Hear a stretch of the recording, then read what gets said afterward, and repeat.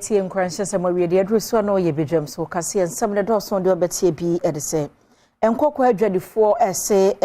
mperimfo de nnua begu edan anase edwan ho pa ye no so nanso besi nanya de se nkyɛnsen atumi abekuri so sanso na guta mperimfo kyeremu a aban no ginatu ahodo a wotuo no emedwade ho nsɛm ɛyɛ den wɔ mayi mu pa Ghana mampanyis wakasa sɛ MPP4 wɔnhwɛ no mo ntiri so na wɔnante yie sɛ bɛyɛ a nkunimdie bɛyɛ wɔn ma di abato akasiɛ no mu na ɔmanfo bi nso a wɔwɔ ase north enkankan kataman so amanweko no mu no wɔn mu ani agye pa san nkunimdie aba wɔn ni nsɛm ahodoɔ bi ɛnam de so mo sɛ bedwam so kaseɛ wohyia me a yɛafrɛ me anɔkye wa pa atwa sɛ wafenkyerɛmo no mede to aso amam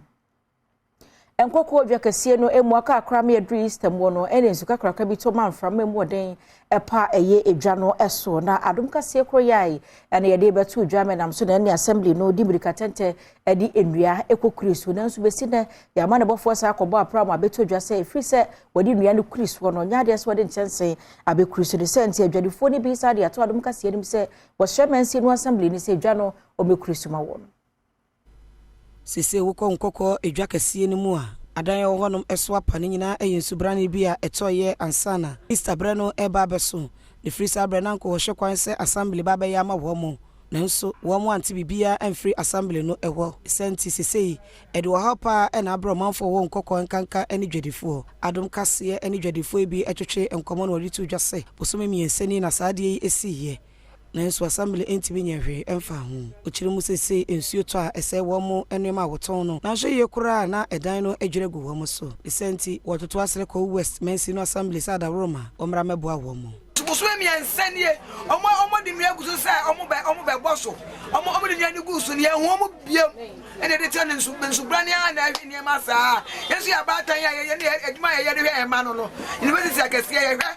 ense ko bane se ntimi nya adwuma eno bia firi soro ho abahwe mi tribu nyina nsu adam mi so mi tribu nyina nsu mi so ma yini nyina ne ma nyina firi mu kofie ma ka ma bɔ no enya kaketoa adene se bane sa ebe boso mi ensene na nkɔkɔ as that yi so pai no omahu ye mobo omdi nua begu so nua ne begu so no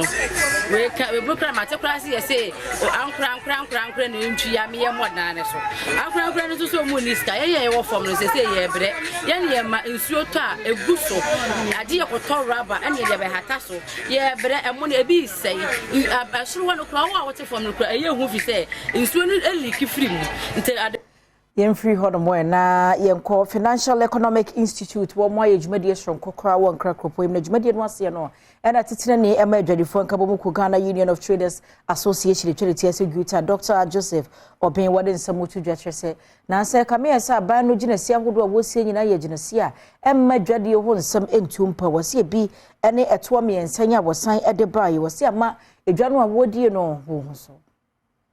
Financial Economic Institute at the World Financial Economic Seminar Tosumienu as a share so one Clamantam emo, that it's our dear to sono, any impact of socio-economic policies on trade and industries. Nefe Casafama Hodwa, Asha C.A. Tumpon, and as a Shibian Paniphobic Media Guaquema, in Phoebe Brechi. Ababwa so sikasem ho haw ewo my Ghana emo. Aba President Odaguta ano Dr. Joseph Obin Adom kase edin komono wo kire se emre ya mu idie nhyehyɛ ya hodo Ghana ban no de gu akwam no entumi enwie peye ebi ne eto miensa Ghana ban no ede baaye ya na wie ye no enya nsunsuaso bone ewo nnwuma hodo eso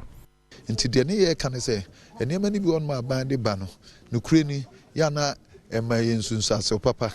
ba dodo no na nsɛmom de ya na akwese de emma ye so papa no akodoso etese wo hwe taxes anansen ye de betu nyuma so eno ngeka bia ye betumi akasa aban ho atere no eno nti na ebia o ye so wo hwe abai ye start beginning of the year na a beginning of this government no mo say excessive taxation kills into omo atete ye tuo no so bibri it is here no de ne ba ya afi de to no asaba bebunkam de first na ewo no eno achi okasa ye de first kasem nhyehyeye eho ya wo kire se emfa ho sebere yi mu adwumako bi kwakwaji bosia se wade ebedi wonjuma no enya de so betumi ehunu mpontio bia asisia no monetary policy rate no baby nam ninti na se wutua ayi interest rate no be 35% na Yemfiri hono wana yenkwa amanwanse mu Ghana mampanyi His Excellency Nana Addo Dankwa Akufo-Addo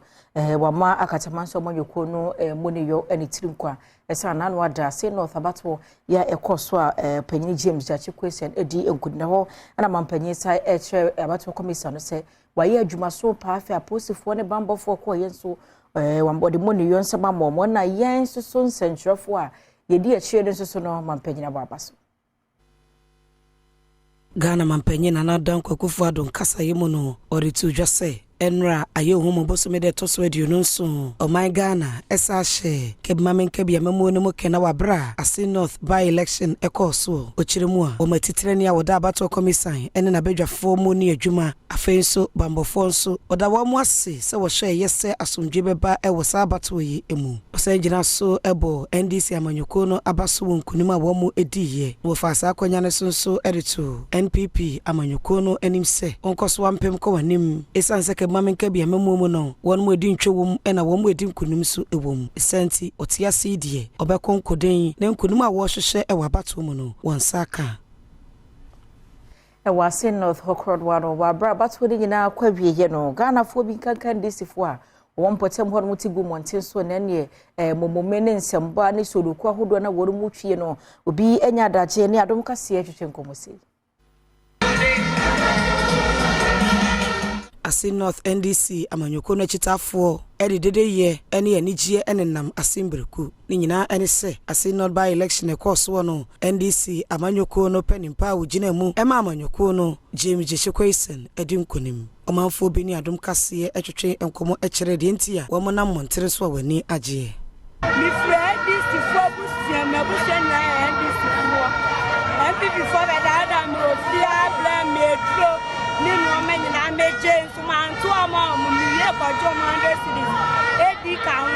e plan ma bemu bu ba ku stay because the maya no ye ni age ye nya so pa e do mas ye ni age pa me de Ekins Frank no ase dansa me e wona me kira de na MPP for ma da ya che wo ya kwan ya o ma sira de no me begusi ye na tasa kuma wufo etuno sika no mo de abaya age anadwo no mo che knapsack machines omoche yesika ya disika no na se atwetri omo e ba se ya chese 2024 ye ba se samba no ne yehu se Ghana me ye mpuntu enye sika ase mpuntu na ko mo ye omo start here omo hu se by election aba no omo start di machine beku ha sisi am no kese omo start air park ni omo no ene se jo se omo sanye duma no enti no mpuntu de enye by election a ko omo mba mpo ma ye bi ma ye what I say se ye by election we ya nka mpuntu ko mo ma ye bi Chasing of where they part of the disappointed is on my amaye. Omuye biya maye, by election by on the machine, but I have make an Yemfiri hono mana yen concern for emwana ekua wo frɛ wɔnom ɛho beautiful ladies wo makeka wo ho abo makeka won sase a wano anuane achama wɔnom a ɛda ne duafie ne afi wo mokra no a ɛyɛ na wo mo ededa bridge ase ɛwɔ Monteso na wabra wo tie nuane no na Ghana fo bi a wo mo te Monteso no wɔde ade hwede to Ghana ba ne mpanimfo eka bi wo manim sɛ wo strada wo mo abrabɔ no ya na ɛyɛ den sɛ nyɛ beautiful ladies mpo ɛbrɛ wo mo aduane a nka wo nyini sɛ da no aduane beka wano nti mpanimfo nhwɛ ngono mam sɛ bɛyɛ nipa benya sika na wakyɛ de nuane abrɛ wo mo abrane brane bia Ghana de shebia impendodo na no wo mu eda bonten ene bridges ahodo ase edenkra ema ne Ghana ban ne se adawuruma won fa hyehyɛ bi ngwa kwama ebetumi aboa wo mu na won so asetena no won hotumi ahenha wo mu se wo mu dia o my Ghana mo ba ye den pa na ba no won me da bonten dia ene soso edema wo mu abra beautiful ladies edene ma bi kodom wo mu na wo ni Adom kase edin komo no odin sem sei ena tudwa bi no komo de me pa ba mem tumi kan benya bi dia me da mase na jidie kwa ni musa na medidi mpo onza me jonya me dwa lai me da mase wate nya me hira mo master me da mase wate da mo ye ade akopon obade na se na eda na akopon hira mo wate me da mase nya me hira na o mo studio mo ye bia nko so why street ni so I shiro fenye izu be ne de ye hoso sa so no be ne ye wo mu Ghana penifo mo he wo street ne so na se die emu edin more them up street boys enyahwe ozo na overhead na sia na yeda mini jidie sa akọpọ da kom dia dem na fenko na ma da asole mani kọpọ na ba na kọpọ ni bia pepepe me da masin akọpọ nhira mo ate je ye ho chiri yo da ye ho chiri ya ankasa ban ya wo chira ya sraw saban isi adwuma bia ni wo isi a omansu mu aye den okwa adwuma ko bi mo sika ko ba ho jene fi se oni bi Enwachi, President our beautiful ladies nano, Wendy Samson, Echrem de Namsuntia, Womo etu sana moi. Sabi omo de da bonten, omo ni baby da, obi owa ekomo de no. Insuo to kwa hwe se de insuo esi bu oma. Aya na mo bonti ya dwen ho se. Eye ene Wednesday holiday sala for edi sala yeso ya kaya ho abom se ye be ya adoye ne ya hye ye nuanom a omo de da bonten a ye mo emo jollof fried rice ensuo drink yesa ma obia 50 cedis nese nyameso adwuma wonom ekoye no emonten so eno no ne mfi hono me na unse no ada ne nuanom muslimifo wonom eda na sebana sa ya na wo munyina twahia be ye baako na wo maye esomsron kokora na akwa adwase tweduma se a ebro keka wo ho bombo no na ho akwahia se wo mutu mpai bokase no hyeda sanse ensuka kraka bi efirase anopa no atigu gina mbo ya donhore miyensa ya na se mpanimfo hu ne se wo mu agina mu yese wo bom mpai a enyeyi Aisha Ekua Ibrahim na Abwansebia Sabodi wani atwa adwua se Chaduma municipality ye no wasante mantam ne mu a nentia yensa aka ene se insu atobese donhore miyensa amenam sonte no muslimifo ho no mu nyina no wo mu irimpa ya nanka bo se wo mu ebono wo mu etu sheda na se wo chiremodi a anopa no nso ena nsu no ehya ase na be donhore miyensa achidie na nya de sensuo no ate ena mane so nti ena muslim mpanyefo wo ho no no ede ho manebo ebetu dwa abradom kase edi mfide koju ho no no ebemo de tuye no mo se ha adwempa na foforo nso ekire se ala enanim de ye wo kire won sem no mo no sei ena okan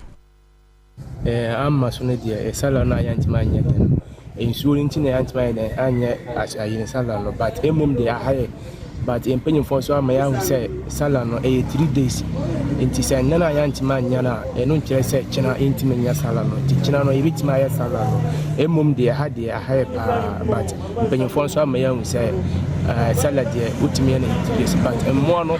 omo so kire mu se emmo utimi ani a na wakuma mo no so aye dan ama aji sala but ade kina etimi ya sala no dan eto aso enura na empanyefo ma enya nintese nyame aduma ade chinda ya baye sala anna dodo na friend ide ada na ndade chinya no ensu kase munae ama nsu no to baye 3 hours e sha 7 o'clock mu wo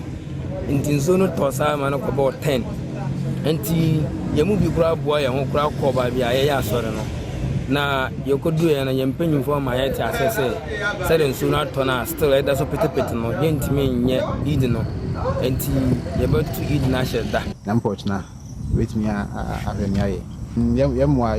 hadie dodo na nkumo mwa sanse anti sallah because Islam ran na wose we sallah so be kun aboa nti amya anti ankun yemboa na yenuano muslimifo wono musalla wodi ni bono na Ghana bampanyi His Excellency Nana Addo Dankwa Akufo-Addo wodi afutu ama wo mo nyina se eya mo nyenyi mu se wotete akwada emfa na se bibe ma no de obo no ho kadure kire ye oba de ye obi abebare na ko enti no du be pempensuo bi ana bata ne twentwen wo mo na se wo nkwada no suku koro wo se da bi wo mo wani nko mo nyina ho pe onfa sika nhye wo mo nko suku papa na da chenso ontume ya kandifo wo mai Muslimifo yasafa na nyina mu ene ede musala kesi afahye no hyehye so na afahye baako a osafa ne say Festival of Sacrifice abrodi ho dwumadi hyehye so man Ghana mu na Ghana mampanyin na Addo Dankwa Akufo-Addo kopia ase no ode tu Muslim mpanyimfo ene abatan nyina ne mu se wo momodin aso momadesua ehun behia wo se de beya wo modachi ebe kama. This country has produced Muslim vice presidents. Should that declare to Muslim parents that there is value in educating their children. Our nation affords your children the opportunity to rise to the highest possible calling. I therefore encourage you to take advantage of our progressive policies in the education sector to educate your children, both male and female. Enuachi enkramantam frafra Chief Abbas eso de tu Muslimifo nyina mu se wonka mo hombom no modahuro emfa asomdwe eho me pese me ka ba obia se toka bia niso yɛma yɛnyina kabom na yɛ baako pɛ na yɛ ahene yɛ mmienu yɛ baako pɛ nti na mpɛ sɛ mekyia yɛmfa wei ni na yɛnkyia obiara kama the krakra no ehufo ne bi ekopie dwumadie na se ene mabuno ne bi aso de nsɛm sei etwa ato yɛngyae sɛ yɛbɛsrɛsrɛdeɛ wohɛ Ghana ha yɛ yɛsrɛsrɛdeɛ no bebre na yɛ Muslim te yɛde bɛto obiara nim sɛ saa nneɛma no ɛsɛ yɛntwa so ɛnyɛ saa yɛ pepe saa de yɛnkɔ yɛnim koraa ɛnam school a yɛnkɔ ɛnam dwuma a yɛnkɔ school te yɛni dwuma papa bia yɛn leaders ahemfo na ɛwɔ Ghana no titiri nkranfo yɛnyɛ baako yɛde yɛnkonua adane politics sala yɛdi kraa Ewansam krono amwo no so kopiem ewo gomu akochi a ye muslimifo nyina ba no de ne ho chief imam imam Shaibu Idris no de nsam watu dwa de futu ama mabunu ye won potem ho nyina se wonhwe na enabo nkita wodie basa friend se be sibra no afa nu bone nom ene esubone abaye akam eda mabunu wo zango ho no wo monhwe nti wo ho mfiri ho se be ya sadin no ebesesa Imam Wagomo Akoti, Imam Shaibu Idris, Edikokobo, Imam Muslimi for Mabuna, Wom Potan Mose, Omo Homodia Senumone, Obechuan who a dear free home, Sansona Sebi Jantra Brano, Omo has said one for who Enkoshim name Momono, or Memo Madisian Semho, a here woman. Those are also many young copa, Boniface and all his and no guys also many young copa you are now I sound for your Bonifofro. This said I make Yanyami someone different, said Nipa and ne.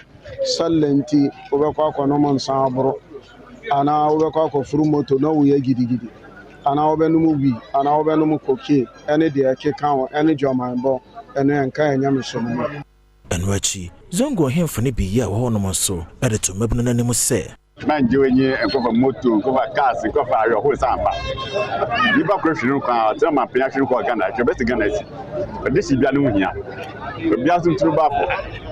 na bibia ya aso bi Ghana men you gidigidi wo pese na unya quick money ubanya quick asem so ubanya quick asem ntimi ba chew amunya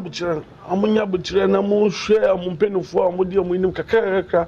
up to now amu peska but in 1 day and 2 days and 1 year and 10 years no person on yes debi but take your time but ma do 50 years 60 years and sanan yango ban shira na de e ba wo na amo infinity bia aboto premofo a oya eye resa itim kwani biara obaba Ghana ha no this a cremonyi wo na etina ho de ono na oya de ma na mom ye hu de wo ka de bi wa asori biara mu na mom kremofo de ya de ne de odanso wana ye di no odanso